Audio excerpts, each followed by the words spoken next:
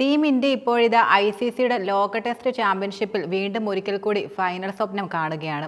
കഴിഞ്ഞ 2 എഡിഷനുകളിലും ഫൈനലിൽ കളിച്ച ഏക ടീമായി ഇന്ത്യ ഹാട്രിക് ടിക്കറ്റാണ് ഇത്തവണ പ്രധാനമായും ലക്ഷ്യമിടുന്നതും. പക്ഷേ ഇന്ത്യയുടെ ഫൈനൽ സാധ്യതകൾ ഇപ്പോഴും തുലാസിൽ തന്നെയാണ് എന്നതും യാഥാർത്ഥ്യമാണ്. ഓസ്ട്രേലിയക്കെതിരെ ഇപ്പോൾ നടക്കുന്ന ബോർഡർ ഗവാസ്കർ ട്രോഫിയിൽ 4-0 ജയിക്കാനായാൽ മാത്രമേ ടീമിന് ഫൈനലിൽ സ്ഥാനം ഉറപ്പുള്ളൂ എന്നതാണ് നിലനിൽക്കുന്ന യാഥാർത്ഥ്യം. അടുത്ത വർഷം ജൂണിലാണ് WTC കലാശ പോരാട്ട് പ്രധാനമായും നടക്കുന്നതും. കിരീട പോരിന് യോഗ്യത നേടിയാലും ഇല്ലെങ്കിലും ഫൈനലിന് ശേഷം ഇന്ത്യ ടെസ്റ്റ് ടീമിൽ അഴിച്ചുപണികൾ ഉറപ്പായും നിലനിൽക്കുന്നുണ്ട്. റെഡ് ബോൾ ക്രിക്കറ്റിൽ നിന്നും ചില സീനിയർ കളിക്കാരുടെ വിരമിക്കലിനും സാധ്യതകളുണ്ട്. WTC ഫൈനൽ കഴിഞ്ഞാൽ പുതിയ ജോഡികളായിരിക്കും ടെസ്റ്റിൽ ഇന്ത്യക്കായി ഓപ്പൺ ചെയ്യുക. നിലവിലെ ക്യാപ്റ്റനും ഓപ്പണറുമായ രോഹിത് ശർമ്മ ഫൈനലിന് ശേഷം ടീമിൽ കാണില്ല. ഈ ഫോർമാറ്റിൽ നിന്നും അദ്ദേഹം വിരമിക്കാനുള്ള സാധ്യതയും നിലനിൽക്കുന്നുണ്ട്. ഹിറ്റ്മാന് പകരം ഓപ്പണിംഗ് റോൾ ഏറ്റെടുക്കുക സ്റ്റാർ ബാറ്റർ KL രാഹുൽ ആകാനും സാധ്യതയുണ്ട്. ഓപ്പണിംഗ് മുതൽ മധ്യനിര വരെ എവിടെയും ബാറ്റ് ചെയ്യാൻ സാധിക്കുന്നയാളാണ് താരം. രാഹുലും യശസ്വി ജയ്സ്വാളും ചേർന്നായിരിക്കും ഇന്ത്യക്കായി ടെസ്റ്റിൽ ഓപ്പൺ കളിക്കുക. പെർത്തിൽ ഓസ്ട്രേലിയക്കെതിരായ അവസാന ടെസ്റ്റിൽ ഈ ജോഡിയാണ് ഓപ്പണിംഗിലും ഇറങ്ങിയതും. രണ്ടാം ഇന്നിംഗ്സിൽ വമ്പൻ കൂട്ടുകെട്ടുമായി സഖ്യം ഇന്ത്യൻ വിജയത്തിന് നിർണായകമായ പങ്ക് വഹിക്കുകയും ചെയ്യുകയുണ്ടായി. ഇന്ത്യൻ മധ്യനിരയിലേക്ക് വന്നാൽ 3-ാം നമ്പറിൽ ഗിൽ തന്നെയാണ് തുടരാനുള്ള സാധ്യതകൾ.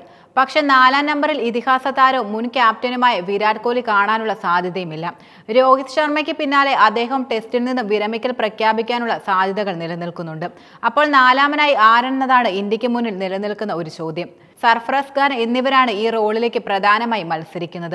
ഇവരിൽ ശ്രേയസും സർഫറസും ഇതിനോടകം തന്നെ ടെസ്റ്റ് കളിക്കുകയും ചെയ്തിട്ടുണ്ട്. പക്ഷെ 2 പേർക്കും സ്ഥാനമുറപ്പിക്കാൻ ഇതുവരെ കഴിഞ്ഞിട്ടില്ല എന്നതും യാഥാർത്ഥ്യമാണ്. അതുകൊണ്ട് തന്നെ സഞ്ജുവിന് ഇത് ഗുണം ചെയ്യാം.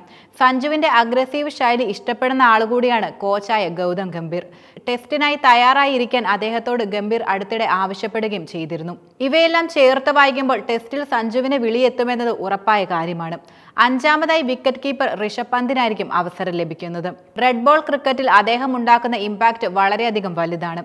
അതുകൊണ്ട് തന്നെ ടെസ്റ്റിലെ first choice wicket keeper Rishabh പന്തിന് തന്നെയായിരിക്കും. അതിൽ യാതൊരു സംശയവുമില്ല. 6-ാമനായി ബൗളിംഗ് ഓൾറൗണ്ടർ നിതീഷ് റെഡ്ഡി ആയിരിക്കും കളിക്കുന്നത്. ഓസ്ട്രേലിയക്കെതിരെ ഇപ്പോൾ നടക്കുന്ന ടെസ്റ്റ് പരമ്പരയിൽ അരങ്ങേറിയ അദ്ദേഹം മിന്നുന്ന പ്രകടനമാണ് കാഴ്ചവെച്ചതും. ബൗളിംഗ് ലൈനപ്പിലേക്ക് വന്നാൽ വെറ്ററൻ സ്പിൻ ബൗളിംഗ് ഓൾറൗണ്ടറായ അശ്വിനും WTC ഫൈനലിന് ശേഷം വിരമിക്കാനുള്ള സാധ്യതകളുണ്ട്. പകരം മുംബൈയിൽ നിന്നുള്ള യുവ ഓൾറൗണ്ടർ തനുഷ് കോട്ടേനെ ഇന്ത്യൻ ഈ റോളിൽ വളർത്തിയെടുക്കാനും സാധ്യതകളുണ്ട്. ബൗളിങ്ങിനും ബാറ്റിങ്ങിനും നിർണായക സംഭാവന നൽകാൻ അദ്ദേഹത്തിന് കഴിയും. 8-ാമനായി സ്പിൻ ബൗളിംഗ് ഓൾറൗണ്ടറായ രവീന്ദ്ര ജഡേജയായിരിക്കും ഇന്ത്യക്കായി കളിക്കുക. അദ്ദേഹം ഫോമിൽ അല്ലെങ്കിൽ അക്ഷർ പട്ടേലിന് നറുക്ക് വീഴുകയും ചെയ്യാം. പേസ് നിരയിൽ ജസ്പ്രീത് ബുംറയായിരിക്കും ടീമിന്റെ കരുത്ത്. രോഹിത്തിന്റെ അഭാവത്തിൽ സ്ഥിരം ക്യാപ്റ്റനാകും അദ്ദേഹം മാറുകയും ചെയ്യും. ബുംറയുടെ പേസ് ബൗളിംഗിലെ പങ്കാളികൾ മുഹമ്മദ് സിറാജും യുവതാരം ഹർഷിത് റാണയുമായിരിക്കും നിലനിൽക്കുന്നതും.